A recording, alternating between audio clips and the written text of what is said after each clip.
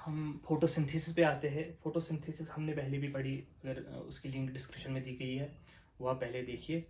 तो अगर हम जनरली फोटोसिंथेसिस की बात करिए, हम कहते हैं it is a biochemical reaction in which light energy is converted into chemical energy. मतलब वो लाइट एनर्जी पहले ट्रैप होती है, फिर उसको यूटिलाइज करके एटीपी और एनएडीपीएच, मतलब ये दो केमिकल्स बनाए जाते हैं। ठीक, इसी को कहते हैं light energy is converted into chemical energy. then this chemical energy is used to reduce carbon dioxide into glucose into organic molecule। तो इसी को हम कहते हैं फोटोसिंथेसिस। तो जो फोटोसिंथेसिस है, इसको अब डिवाइड किया गया है टू फेजेस में। एक तो लाइट रिएक्शन, दूसरा डार्क रिएक्शन। लाइट रिएक्शन में क्या होता है?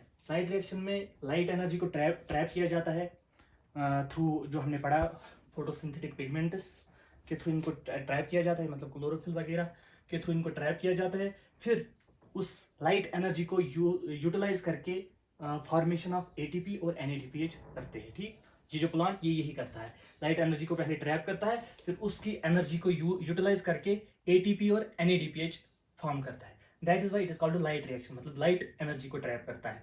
ठीक, इसके बाद आता है डार्क रिएक्शन। डार्क रिएक्शन ये नहीं है कि ये डार्क में होती है या ये दिन में होती है या रात में होती है ना, ये जस्ट फॉर कन्वीनियंस, मतलब आसानी के लिए ये रखा गया है। तो ये डार्क रिएक्शन, अलबत्ता इस डार्क रिएक्शन में क्या होता है, इट इज़ एक्चुअली मिसनामर। ये एनसीईआरटी पे दिया गया है कि ये मिसनामर है।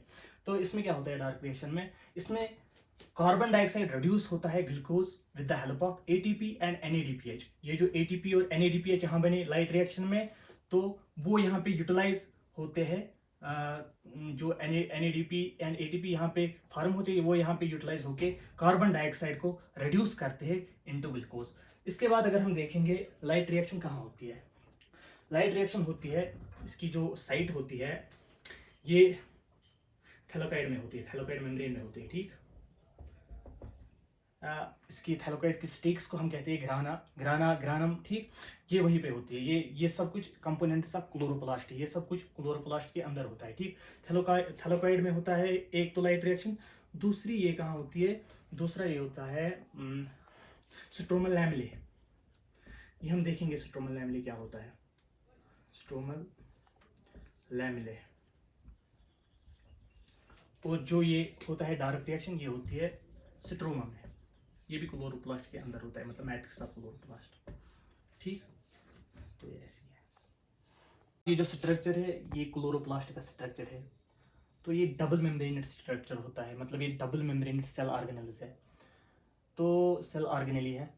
अगर हम देखें कौन कौन सा डबल मेम्ब्रेन सेल ऑर्गेनेली है सेल में, एक होता है क्लोरोप्लास्ट, और होता है माइटोकॉन्ड्रिया डबल मेम्ब्रेन जिसके होते हैं, और तीसरा होता है न्यूक्लियस। इनके पास डबल मेम्ब्रेनेड स्ट्रक्चर होते हैं। ठीक, ये डबल मेम्ब्रेन के ऑर्गेनल होते हैं सेल में।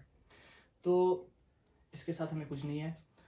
तो इसके बाद हम देखेंगे, इसको हम कहते हैं जो ये मतलब क्लोरोप्लास्ट के अंदर जो ये है मैट्रिक्स इसका, या साइटोप्लाज्म कहेंगे इसका, साइटोप्लाज्म तो नहीं कहेंगे, ये तो सेल ऑर्गेनल है, मतलब इसका मैट्रिक्स, इसी को हम बोलते हैं स्ट्रोमा। इस मैट्रिक्स को हम बोलते हैं स्ट्रोमा, जहाँ पे क्या होती है, मतलब क्लोरोप्लास्ट के अंदर ही लाइट रिएक्शन भी होती है और डार्क रिएक्शन भी होती है। मगर अब डार्क रिएक्शन कहाँ होती है? डार्क रिएक्शन होती है इसमें स्ट्रोमा में, डार्क रिएक्शन होती है, मतलब डार्क रिएक्शन होती है स्ट्रोमा में,